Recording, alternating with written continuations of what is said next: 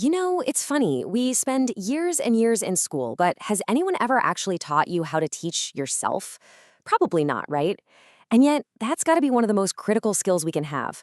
So, today we're going to dive into exactly that using Blake Boles' fantastic book, The Art of Self-Directed Learning, as our guide to taking the steering wheel of our own education.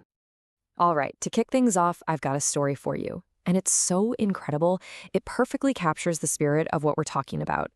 It's the story of a girl with what seemed like a totally impossible dream. Okay, so this is Laura Decker. Her plan was, on one hand, simple, but on the other, absolutely staggering. She wanted to sail around the entire world, alone. And look, she was prepared. I mean, she was literally born on a boat, had been sailing by herself since she was 6, and her parents were 100% behind her. But there was one very big catch. Yeah, Laura Decker was only 14 years old. And that one little fact, it was about to spark a massive international battle.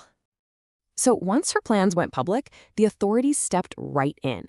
The Dutch Child Welfare Court said, "No way, this is irresponsible."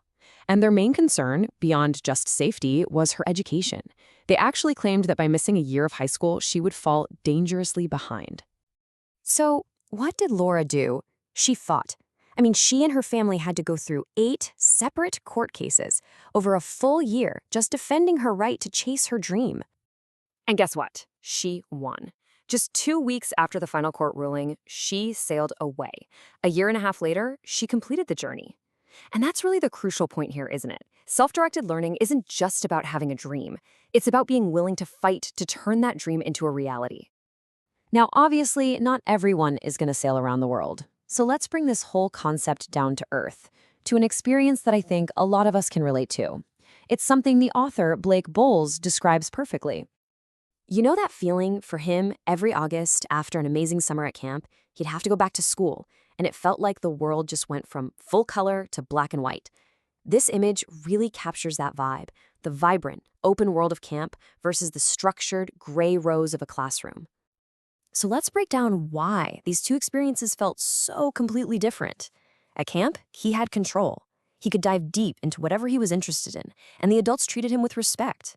But at school, man, the schedule was totally predetermined, the learning felt kind of superficial, and he was basically treated like just another test score. And this quote, wow, it just says it all.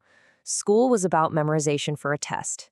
Camp was about learning how to live, how to figure things out. Take initiative, conquer fear, and learn from your mistakes.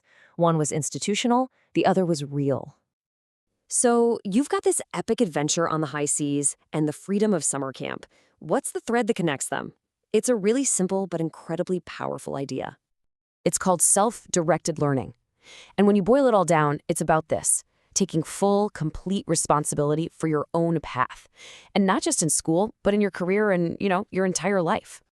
And let's be really clear about something. This is not about being some kind of genius. In fact, the author says genius is as common as dirt.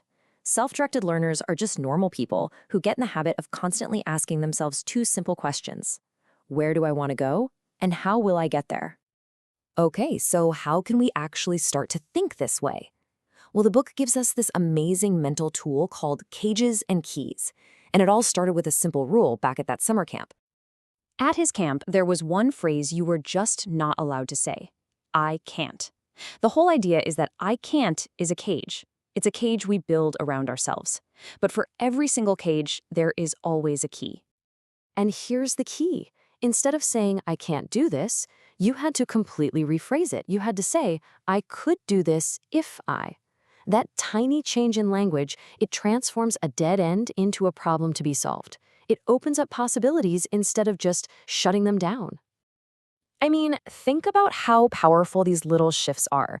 Instead of saying, I don't know, you reframe it as, I'll find out. I have to becomes, I get to. These aren't just little word games. They are powerful shifts in your perspective that give you back your own sense of control. So, this new mindset is crucial. But it's not just about your attitude. It's also about developing a specific set of skills that, let's be honest, are often totally overlooked in traditional education. The author calls this meta-learning, and really, it's the skill of learning itself. You know that classic saying, It's not about being given a fish. It's about learning how to fish. It's about building the skills that allow you to learn pretty much anything, anywhere. So what are these skills? Well, here are just a few from the book.